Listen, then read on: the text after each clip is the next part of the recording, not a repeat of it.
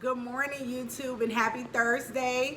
Okay, so today I have a video of our girl Jasmine Crockett basically getting into good trouble and doing the Lord's work. And so I seen this clip yesterday and I was so excited to make a video about it because the clip includes Jasmine Crockett and Marjorie Taylor Greene. And whenever I see these two, I get extremely excited because we all remember the infamous bleach blonde, bad built butch body.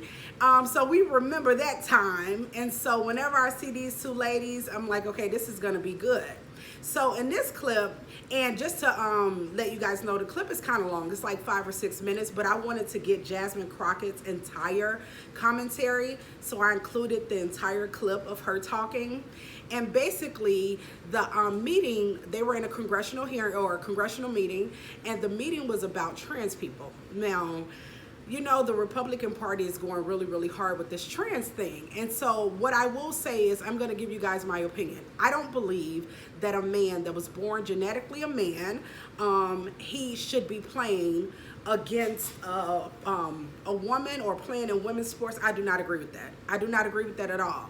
But Jasmine made a phenomenal point. She made a great point about our country, our economy, what people are really hurting from and dealing with, and it's not trans people in sports. So let's not conflate the two. Let's not believe that because somebody thinks that more issues like our economy, immigration, Medicaid, all of those things are more of a priority. Let's not conflate the idea that you're supporting trans people playing in women's sports, or you're advocating for there to be trans people playing against men who are genetically born biologically as a man to play against a woman. That's not it at all. I just think that there's way more important things in our country that our government and definitely this administration should be focused on.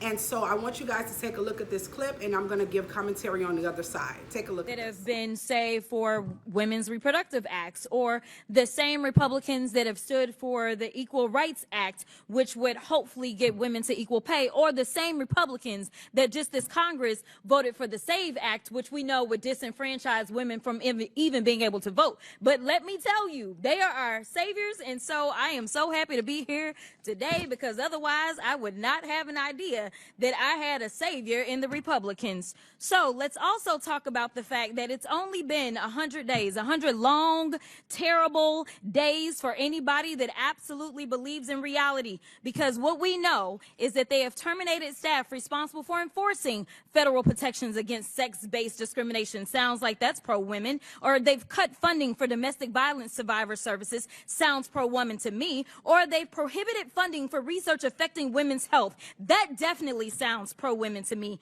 Essentially, they closed the Department of Education's Office of Civil Rights. Again, sounds like they are fighting for us. And instead of providing oversight over these actions, congressional Republicans have been working to execute one of the most aggressive anti-women legislative agendas in history. And yet they're here today trying to convince the American people that discriminating against trans people is somehow the only way to protect women. This hearing has nothing to do with improving government efficiency. It's another attempt by Republicans to distract from their demonic and disastrous policies that are making it more difficult for Americans to make ends meet. So, Ms. Goss-Graves, I want to play a game. It's called Trump or Trans. You ready? Okay. So I'm going to ask you a question, and I want you to tell me whether or not it is Trump or trans people that are responsible. You understand? Got it. Okay, very good. The first one, gutted medical research. Trump. Kidnapping Americans and sending them to foreign countries, a.k.a. deporting them. Trump. Driving us into a recession. Trump. Increasing the cost of everything. Trump. Waging an idiotic tariff war. Trump. Harming farmers. Trump. Ignoring the Constitution. Trump. Proposing to take away Social Security. Trump. Cutting health care. Trump. Firing government workers who keep our country safe. Trump. Encouraging an environment of hate and divisiveness. Trump. Thank you so much. This committee could be engaged in actual oversight of fraud, waste, abuse, and mismanagement. So let's talk about waste. like Trump's plan to spend almost $100 million for his little birthday parade, or how he spent 25% of his first 100 days golfing, costing taxpayers tens of millions of dollars. In fact, it's a little bit over 30 million at our last estimation. In fact, President Trump is on pace to spend more than $1 billion of taxpayer dollars just on golfing. Yet the Republicans have been silent.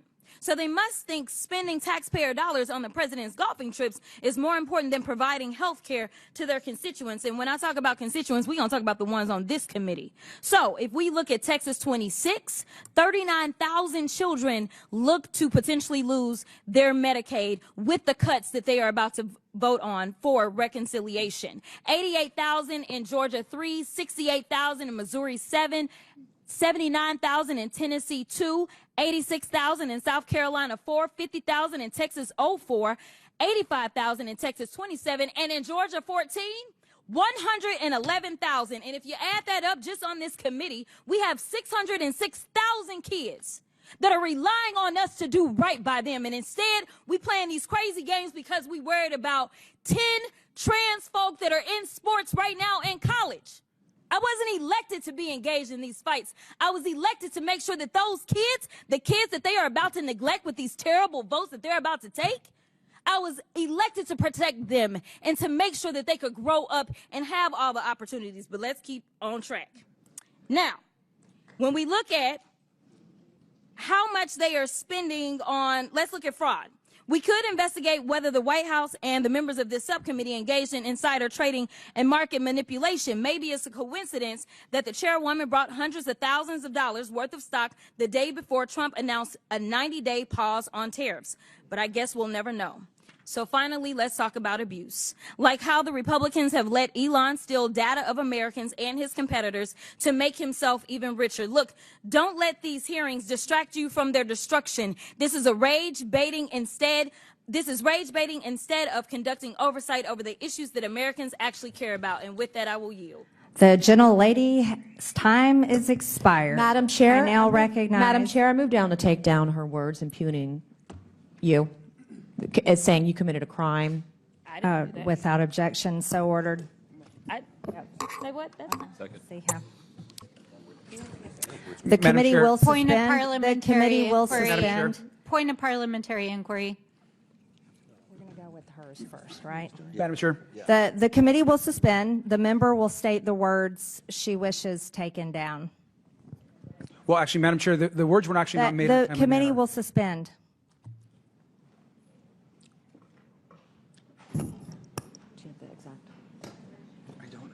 I love her.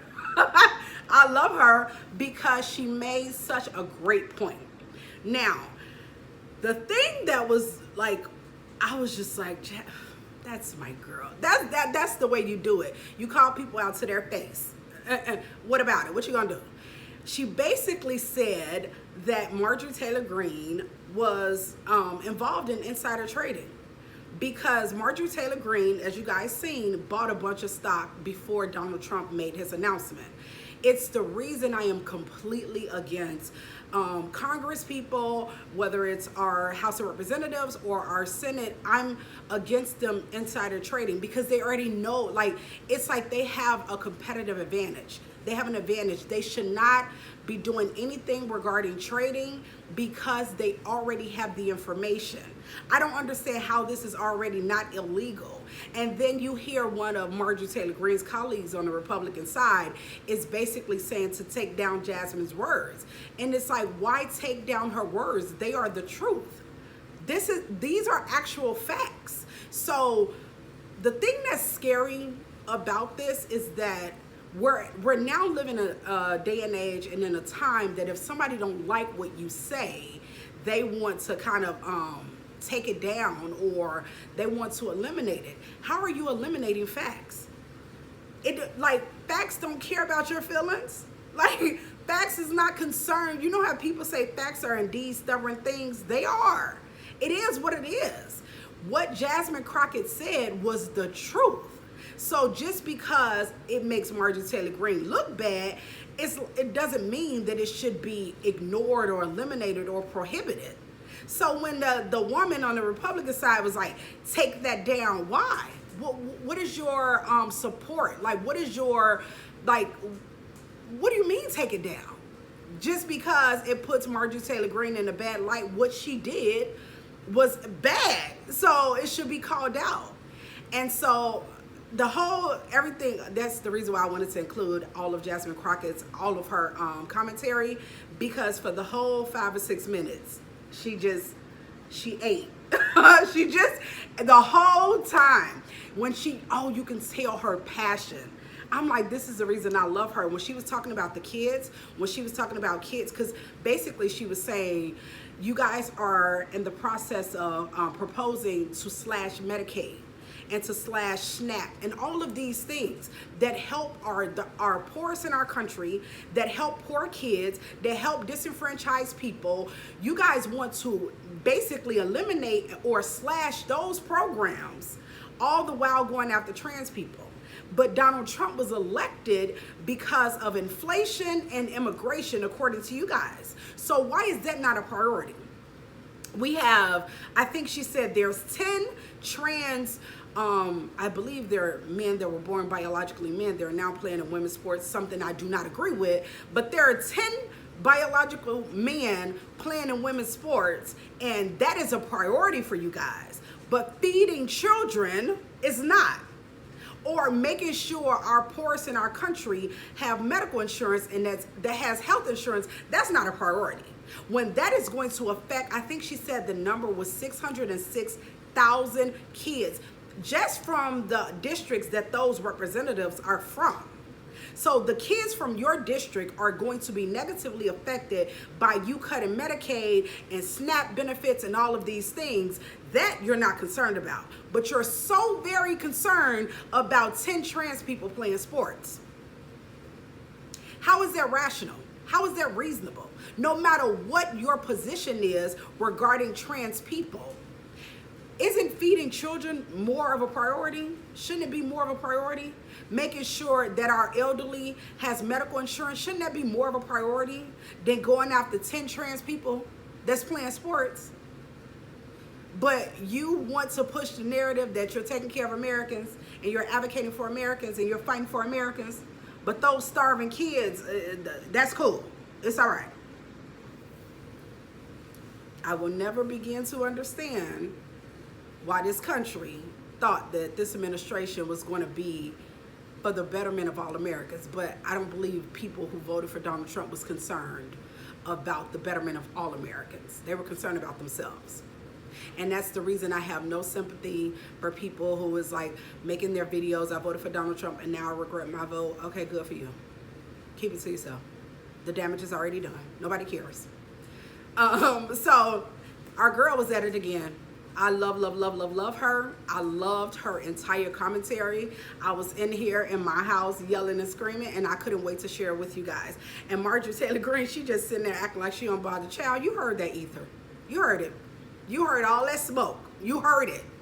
You heard it. And she's just sitting there like, but she knows better than to go up against Jasmine Crockett like she did before. And it was like, I mean, that Bad Bill Bleach Blonde, that was all around social media. Like, that was a big moment. And that is the way you do bullies. Marjorie Taylor Greene was a bully. And she met her match. And now she knows to close her mouth. Because you can't bully everybody. There are some people you will never be able to bully. Jasmine Crockett is one of those people. And that's what Marjorie Taylor Greene deserved, because she would literally, like, steamroll over people. She would talk crap to everybody, and people act like they were afraid of her.